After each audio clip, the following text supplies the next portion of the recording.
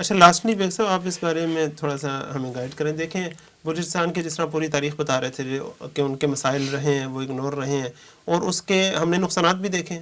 ان کو دشمنوں نے یوز بھی کیا، دشمنوں نے اپنے وہاں ایجنٹس بھی چھوڑے، اور ہمیں وہاں کی پرتشدد کاروائیاں جو ہیں وہ بھی نظر آتی رہیں.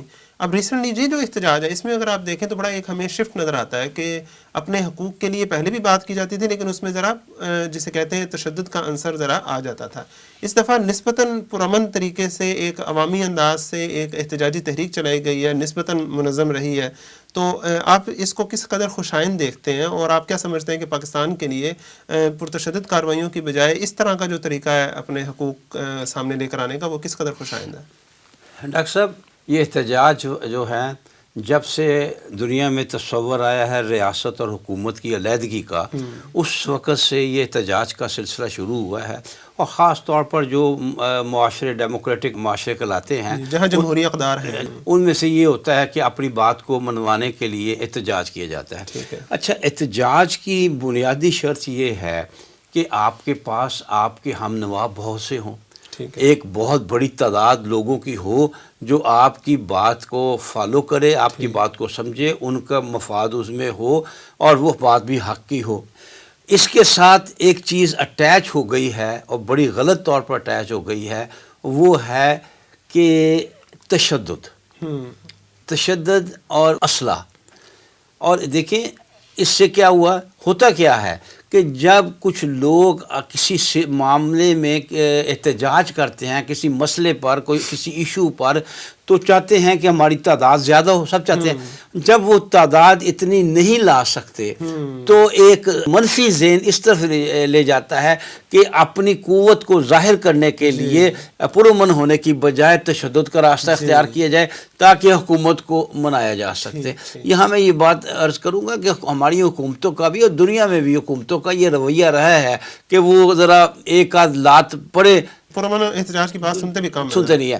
اس کے لیے ضروری یہ ہے کہ جب تک آپ اپنے احتجاج کے لیے عوامی طاقت کو برائیں، وہ آپ اسلحے کو نہ برائیں، عوامی رائے کو. دیکھیے ایک احتجاج ہے 1000 بندے کا اور ایک احتجاج ہے 50,000 بندے کا. 50,000 بندے کا احتجاج بالکل نہتے ہوں، ان کے ہاتھ میں کوئی شے نہ ہو، کسی چیز کو نقصان نہ پہنچا رہے ہوں، ساری دنیا کا میڈیا اس کو لے گا. افراد آپ کے ساتھ اتنے ہوں، لیکن ہمارے ہاں مصیبت کیا بن گئی ہے کہ ہم نے جس بنیاد پہ احتجاج کرنا ہوتا ہے اس کو عوامی سطح پہ پھیلاتے نہیں ہیں. اس میں ٹائم زیادہ لگتا ہے، اس میں ٹائم زیادہ لگتا ہے. شارٹ ٹرم ہم چاہتے ہیں جلد سے جلد ہمارا مقصد پورا ہو جائے، اور جب عوام زیادہ اکٹھے نہیں ہوتے تو تشدد کا راستہ اختیار ہوتا ہے. اور تجربہ یہ ہے، آپ دیکھ لیجئے کہ تشدد جو ہے اس کا نتیجہ کاؤنٹر پروڈکٹیو ہوتا ہے، اس سے غلط نتائج نکلتے ہیں اور مسئلہ اور بگڑ جاتا ہے، معاشرے کا بڑا نقصان ہوتا ہے. کتنی عجیب بات ہے کہ میرا اور میری حکومت کا معاملہ ہے اور میں ایک راہ جاتے آدمی کی گاڑی جلا رہا ہوں، اس کی دکان پہ پتھراؤ کر رہا ہوں. انتہائی جاہلانہ اور احمقانہ طریقہ کار یہ ہے. آپ میڈیا کے ذریعے پروپوگیٹ کریں، لوگوں کے ذہن ہموار کریں، اور جو آپ کا ذہن ہے وہ اس کی طرف لوگوں کو مائل کریں. لوگ خوش دلی سے اس بات پہ راضی ہوں کہ آپ سے تعاون کریں. دیکھیے میں سمجھتا ہوں کہ اس معاملے میں جو تنظیم اسلامی نے ایک راستہ بتایا ہے، مرحوم ڈاکٹر شاہ عالم رحمۃ اللہ علیہ نے جو منہج انقلاب نبوی میں جو بتایا ہے، اس میں یہی بتایا ہے کہ ہم مارنے کے لیے نہیں نکلیں گے، ہم مرنے کے لیے نکلیں گے. اگر تشدد ہم پر وہ کریں جن کے پاس طاقت ہے، ہم اپنے تحفظ میں اپنے آپ کو پیش کر دیں گے. بڑی سیدھی سی بات، اگر آپ کے ساتھ عوام کا واقعتاً، یہ ہمارے سیاستدان تو ویسے باتیں کا عوام کا سمندر، ان کا عوام کا سمندر حال میں بھی اکٹھا ہو جاتا ہے. تو جب عوام کا سمندر واقعتاً ہوگا، یہ آسان کام نہیں ہے کہ ہزاروں بندوں کو مار دیں.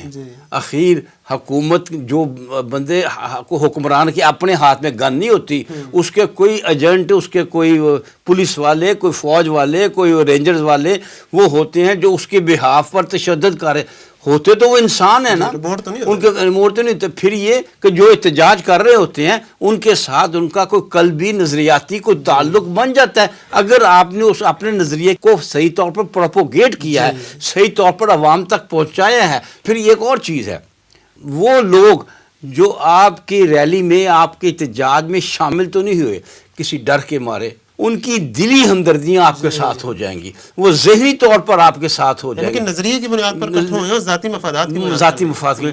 تو لہٰذا پرامن احتجاج ہی صحیح طریقہ ہے. اس کے لیے ضروری اس بات کیا ہے کہ جس چیز پر آپ احتجاج کرنا چاہتے ہیں, ایک تو وہ حق بات ہو, اور دوسری یہ بات ہو اس کو زیادہ سے زیادہ پروپوگیٹ کرے, اور اخلاقی سطح پر, انسانی سطح پر لوگوں کو اپنے ساتھ میں لائیں. پتھر مار کے کوئی ساتھ نہیں آیا کرتا. لہٰذا ذہنی طور پر قائل کر کے اور ان کو اپنے دلیل سے قائل کر کے انہیں اپنے ساتھ ملائیں, تو انشاءاللہ ایسا احتجاج کامیاب ہوتا ہے.